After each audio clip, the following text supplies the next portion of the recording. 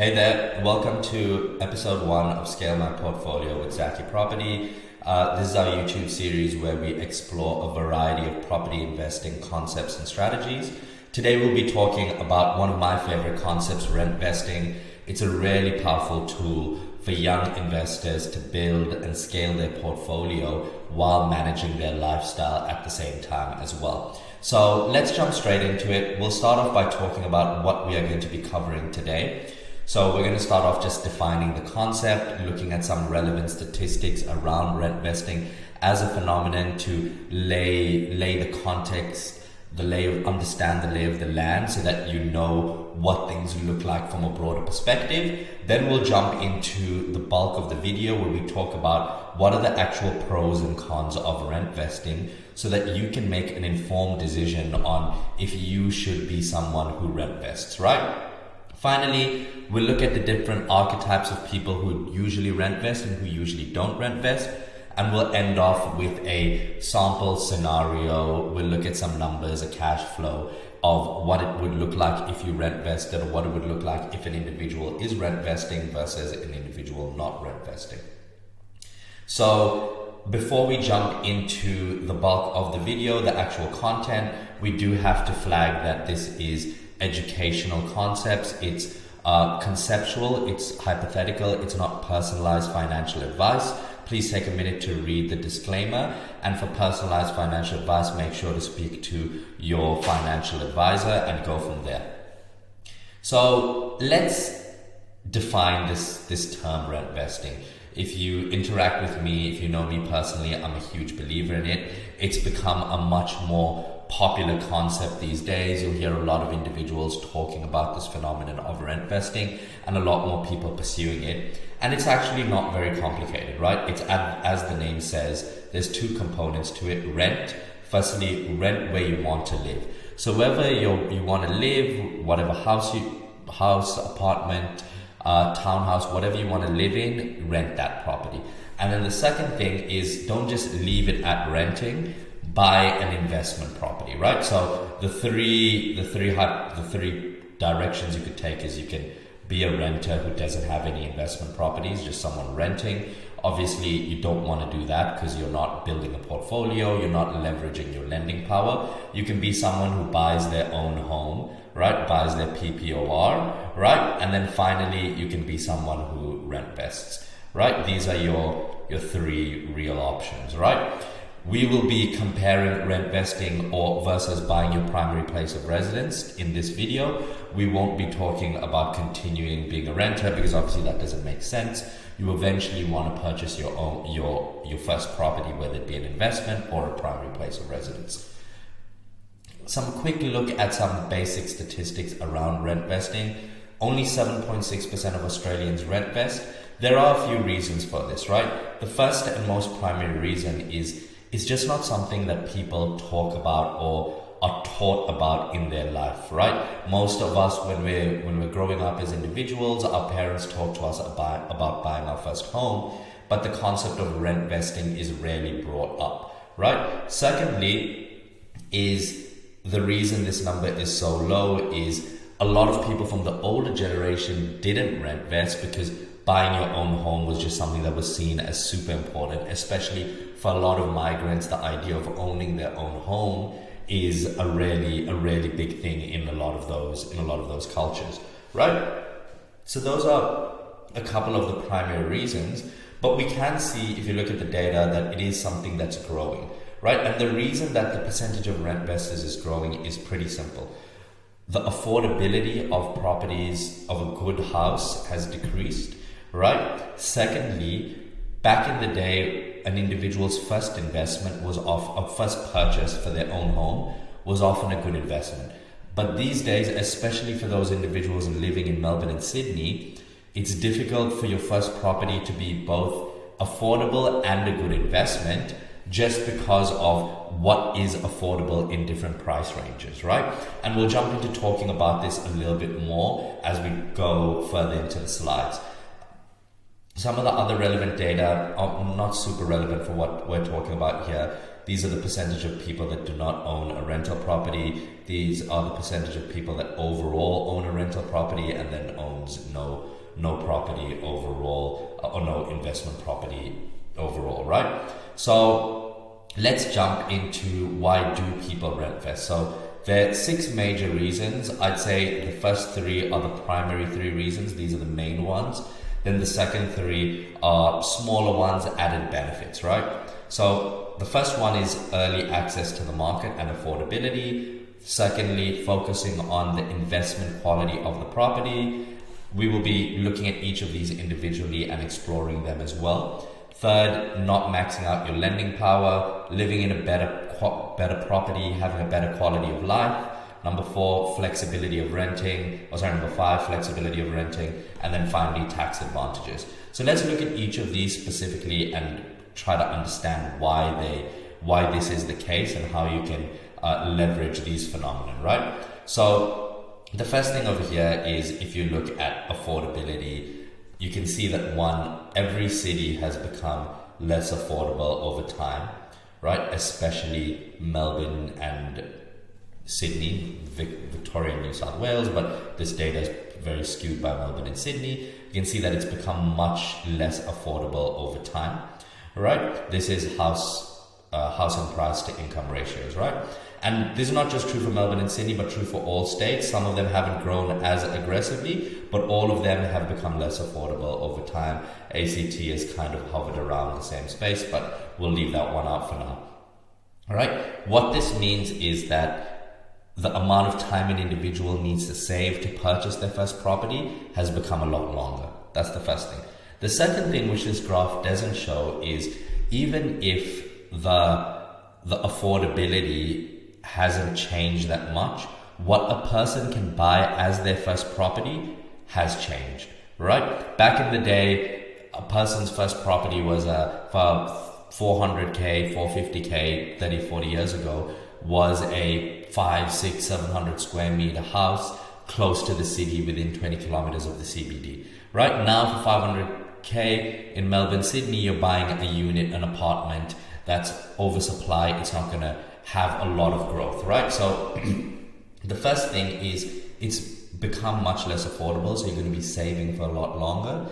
The second thing is the type of investment or the type of property you can buy for your first property is a much worse investment than it used to be, right? So what this means is, if you want to save for something that's a good purchase, a nice house to live in, you're going to be saving for much longer. If you're in New South Wales, maybe you're saving 80, 100, 120, 130, right? Whereas if you're buying an investment interstate, you could just need 50, 60, 70k, buy your first investment for 350, 400k, 450k.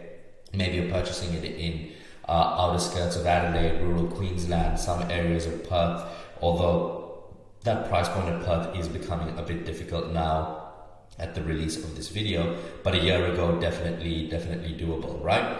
So that's the first and one of the most powerful things. You can enter into the market a lot earlier than if you were purchasing in the area that you're living in, if you want to buy something good, right?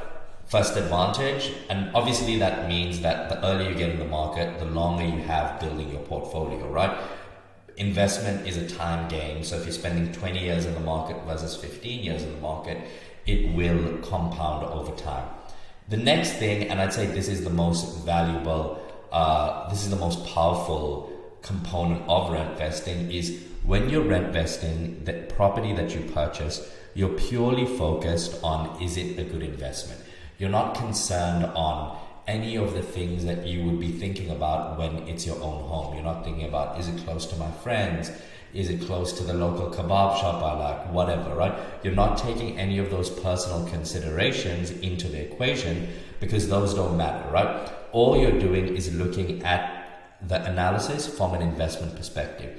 Does this property have everything that stacks up for good yield and good growth and possibly manufactured equity, right?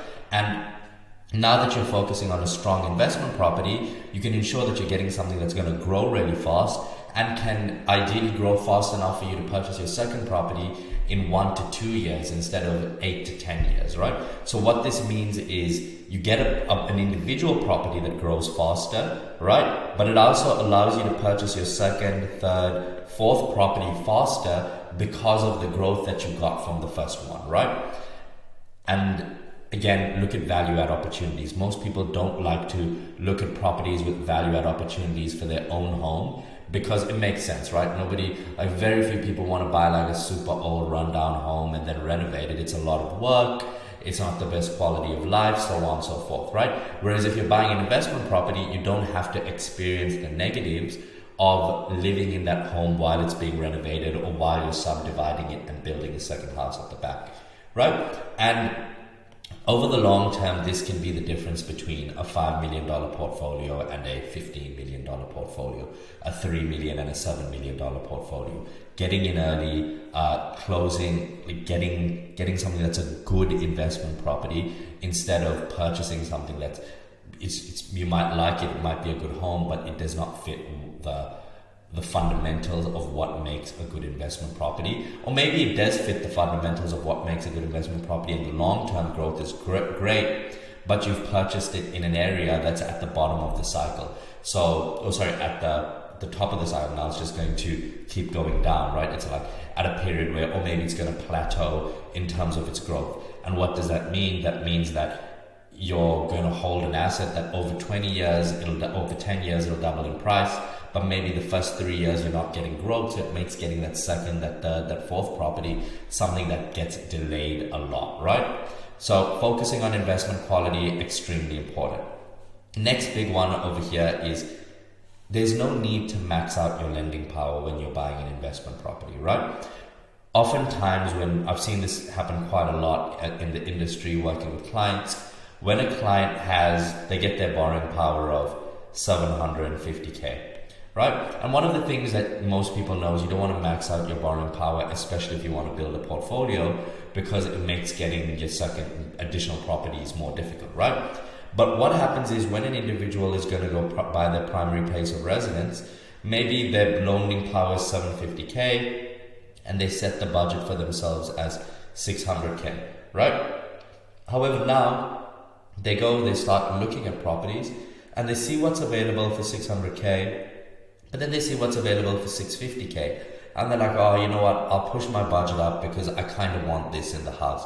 I kind of want that nice and newer kitchen. I kind of want a bit more floor space, a fourth bedroom, whatever, right? And eventually they end up pushing their budget up to the max of their lending power, right? Which results in them maxing out their lending power, making purchasing your second your second property a lot harder, right? Whereas if you purchase an investment property, you're purchasing that first investment property, your lending power is probably 750K, you're purchasing it maybe 450K, and then within 6 to 12 months, you're purchasing the next one at 350 to 400K, right? And you keep going from there, right? You keep building your portfolio from there over as you keep scaling it, right? So that is another really big benefit. There is no need to max out your lending power, which will allow you to keep stacking and scaling faster and doing all of these little hacks to push your serviceability overall. We'll be making a separate video talking about serviceability and how to push through the serviceability wall.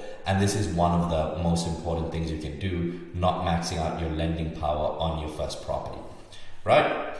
So those are the three big ones, and those three big ones, if executed and done well over the long term, will make a massive difference to your portfolio. Let's talk about some of the other advantages of rent vesting, which are quite nice, but I don't personally think are as important.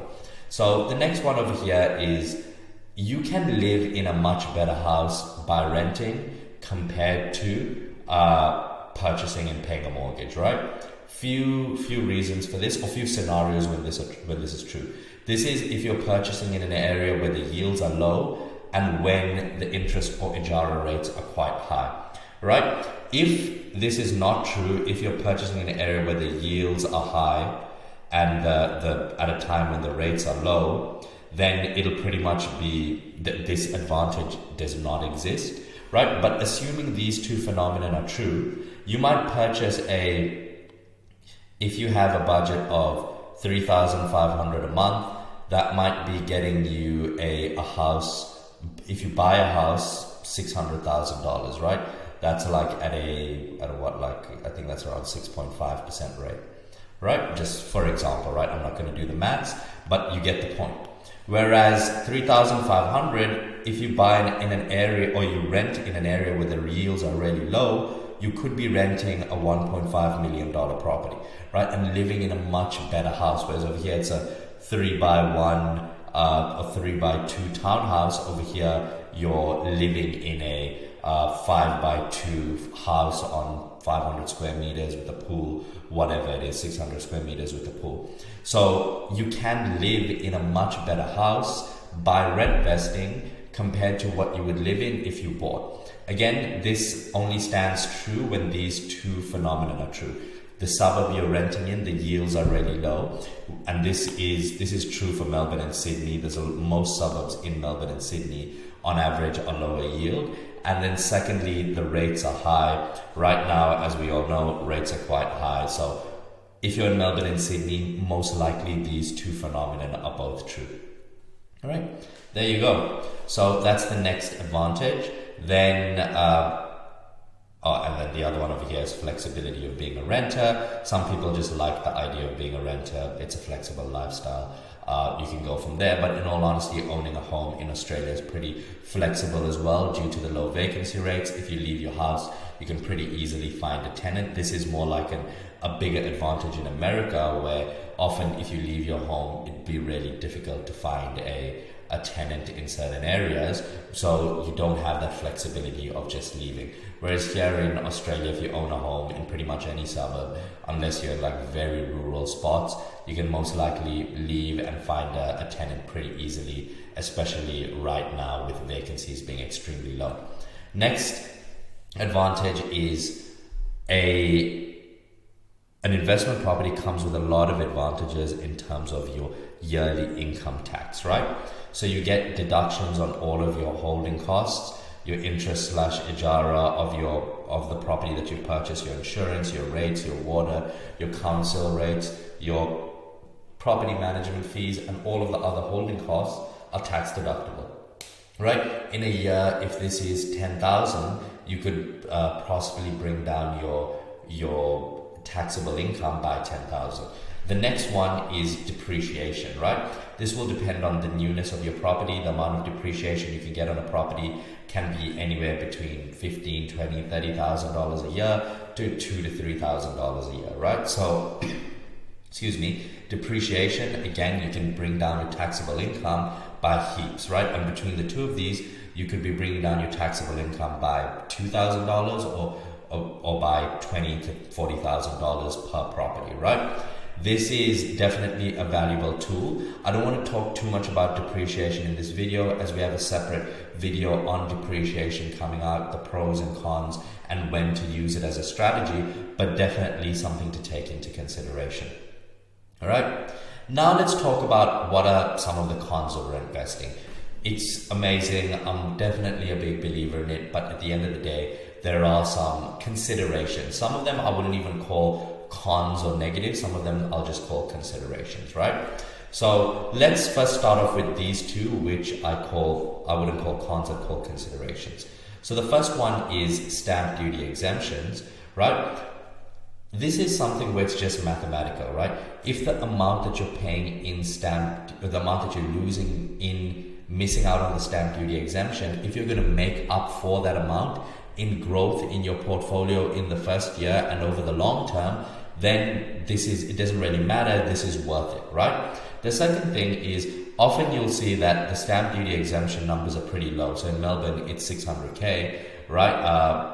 Below that, you get stamp duty exemption, 600 to 750K, you get stamp duty.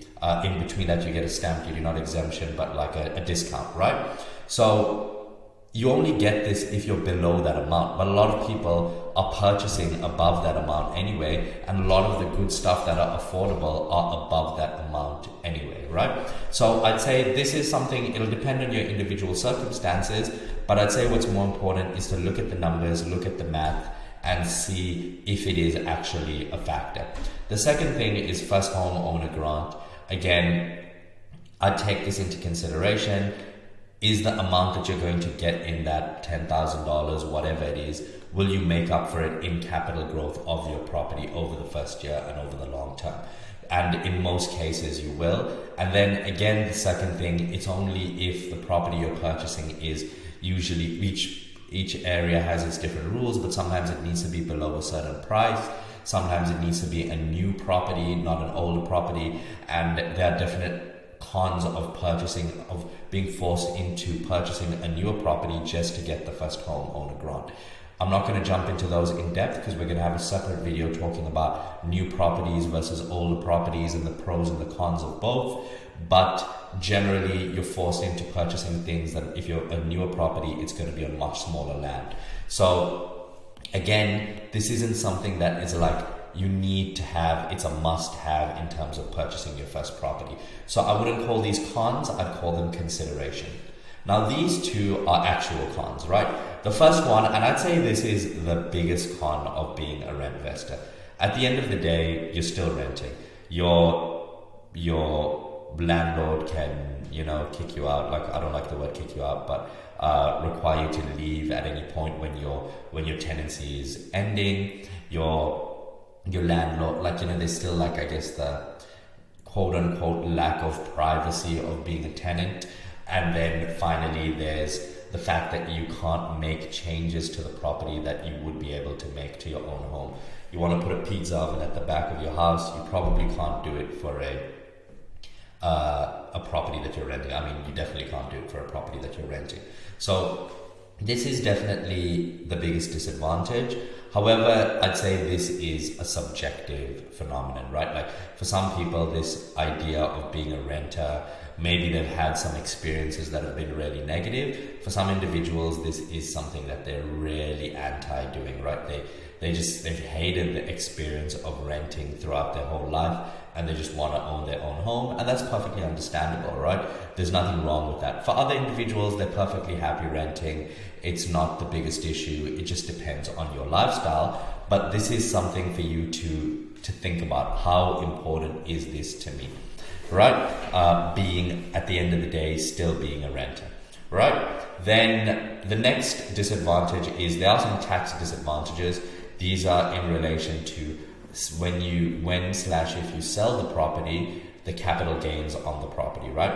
I'd say the thing over here that I'd say I wouldn't worry about too much is ideally we're not planning on selling these properties anytime soon. We're planning on leveraging the equity to purchase additional properties and keep building and stacking our portfolio so that eventually when you do buy your own home at some point in your portfolio, it's firstly your forever home. Most people's first purchase, that the first home that they buy is not their forever home. But ideally, if you build a strong portfolio, you can leverage that equity to build or buy your forever home that you're really happy with.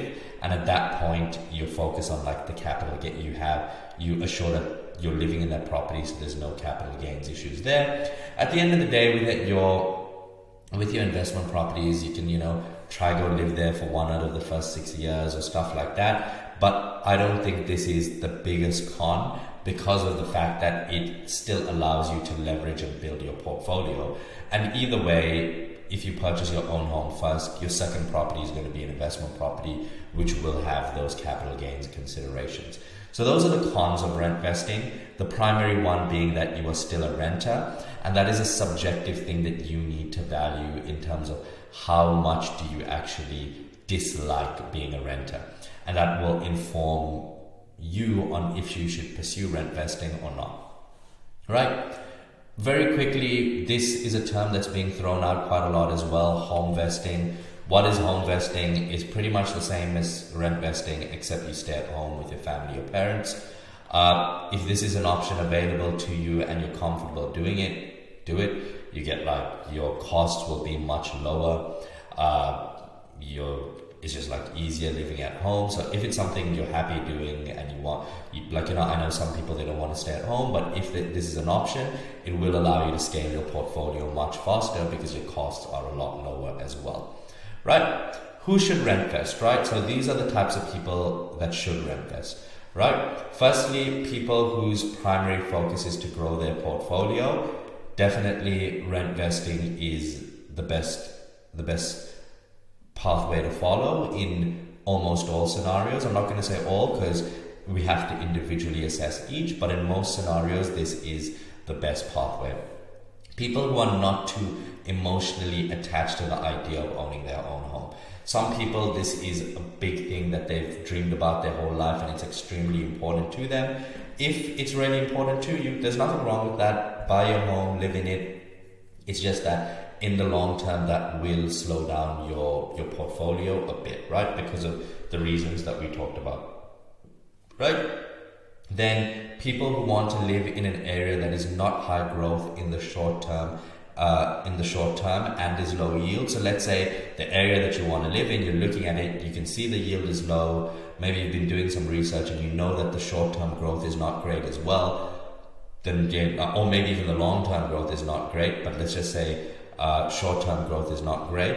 You can rent in that area, live in that area, enjoy your life, but at the same time not sacrifice the growth of your portfolio. Right. Then the next is people who want to live in an area where investment grade properties are not very affordable. So let's say you've picked an area and you're like, I love this area and the yield is low. I can rent a nice house. I can rent the houses here, but I can't afford to buy the houses over here. It's way out of my budget. So rather rent, live in that area and still keep buying investment properties interstate or in other suburbs, wherever it is, to grow your portfolio. And then finally, people who aren't too sure where they want to live. Like if you're one of these people, why buy your primary place of residence if you don't even know that that's going to be your primary place of residence? Rather just buy an investment property and just rent where you want to, wherever you feel like living now. And hopefully that certainty will come to you over time. So those are the type of people who should rentvest.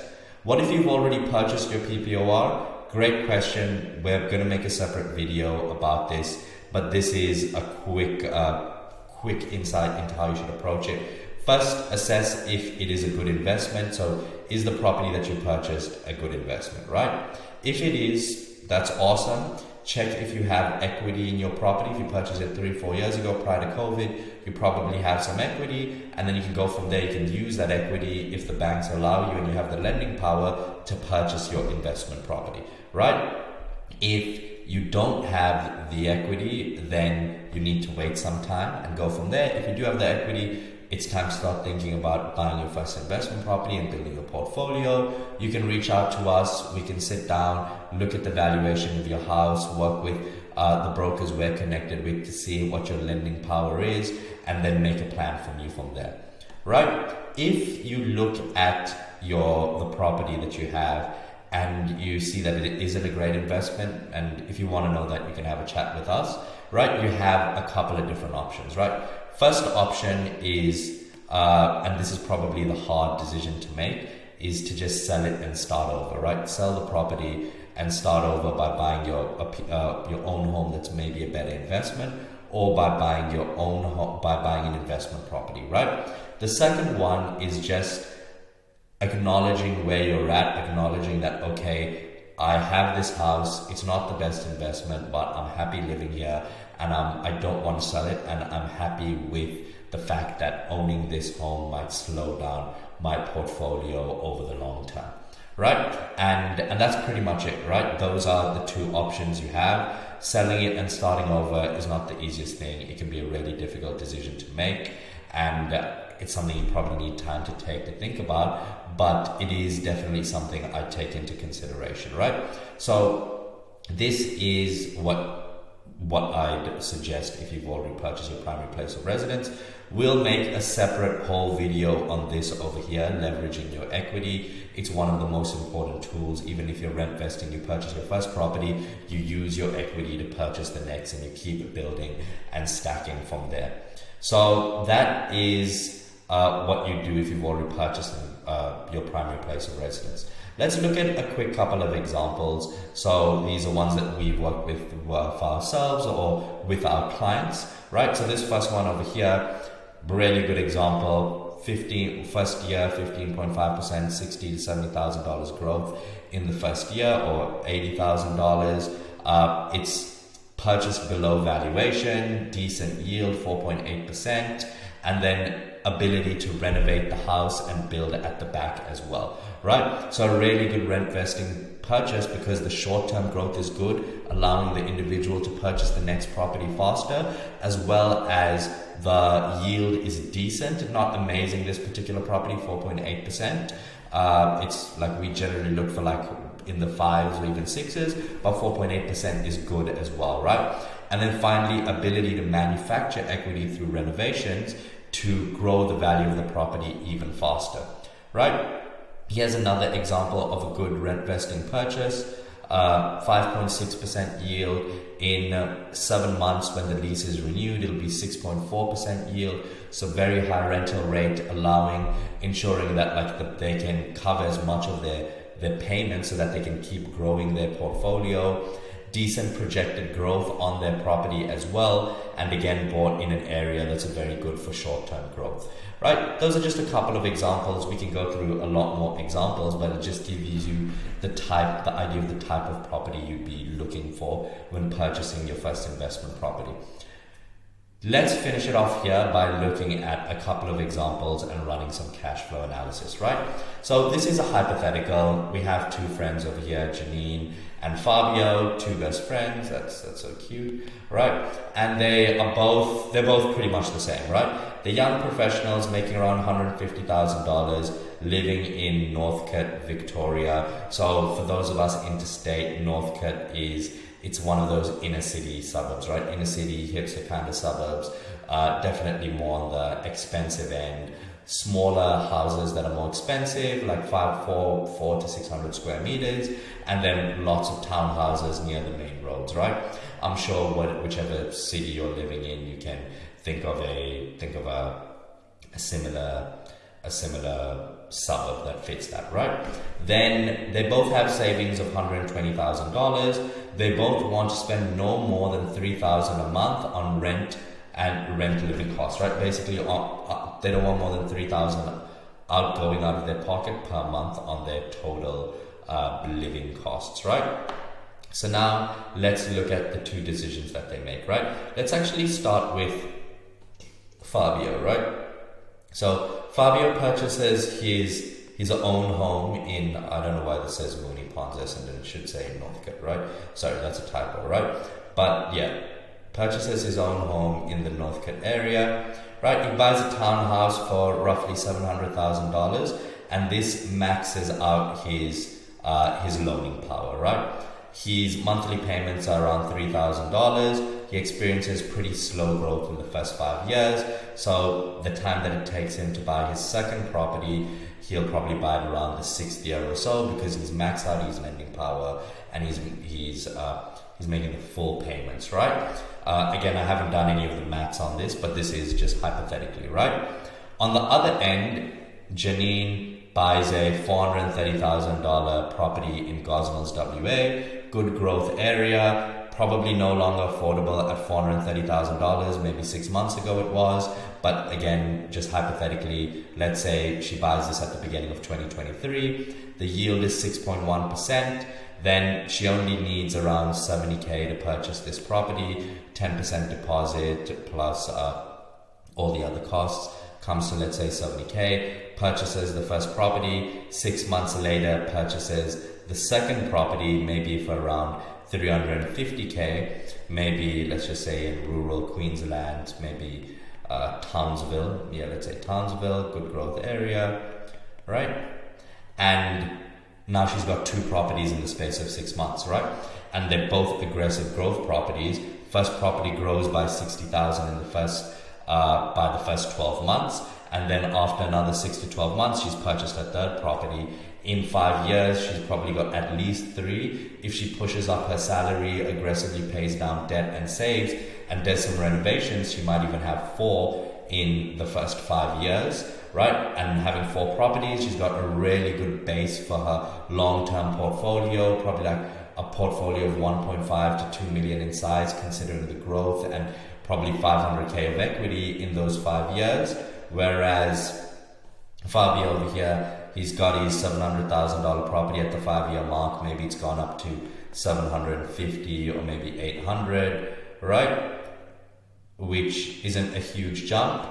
And he hasn't been able to purchase his second, and maybe now at the 6th year he's aiming to purchase his second, right?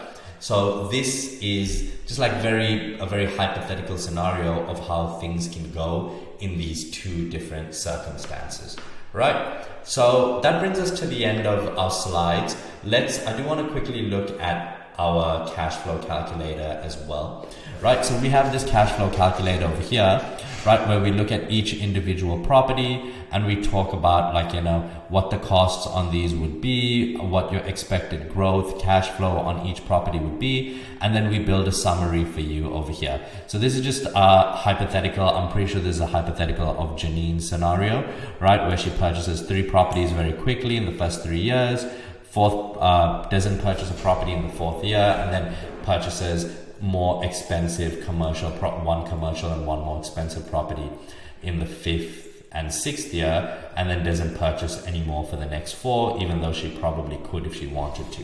So if you look at Janine after 10 years, she's got $90,000 a year in net income, right? Before tax, right? So that's the amount of money that she's receiving in terms of rent from her portfolio. As a lot of these properties have, over time, the rent has increased and have become closer to positive cash flow. And then the second thing is the total equity, total capital gains value she has from her portfolio is around $2.3 million, right? So across the 10 years, if you aggregate it, divided by 10, she's making $230,000 a year in capital gains, and is making a decent amount in cash flow as well. It starts off negative for the first few years and then becomes positive as the rents increase and as she starts to purchase more high cash flow properties, right? This is just one example of an individual, and you know, there's multiple different scenarios, factors that can change this, make it a lot better. If you're a higher income earner, if you go with more risk, that can make it a lot worse, right? But this is just what is the potential of your portfolio. And remember, this becomes exponential. So while it's 2.3 million in the first 10 years, it could be 10 million from the 10th to 20th year, right? And we see that over here from year 1 to year 5, she's gone from 0 to 700,000, and then she's gone from 700,000 to 2.3 million, right? So the jump is pretty massive between those two periods.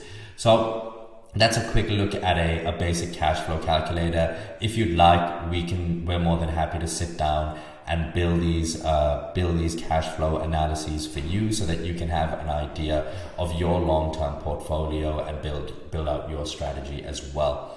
And that's pretty much it for this video. If you found this helpful, definitely like, subscribe, follow. We'll be releasing out a lot more video content like this, educational style video content. I'm from an education background, so I really enjoy creating content like this. And we'll be talking about depreciation, we'll be talking about debt recycling, we'll be talking about different development strategies, and our next big video will be on how to leverage your equity to build your portfolio. Thanks again, and we really hope you enjoyed this video. See you soon.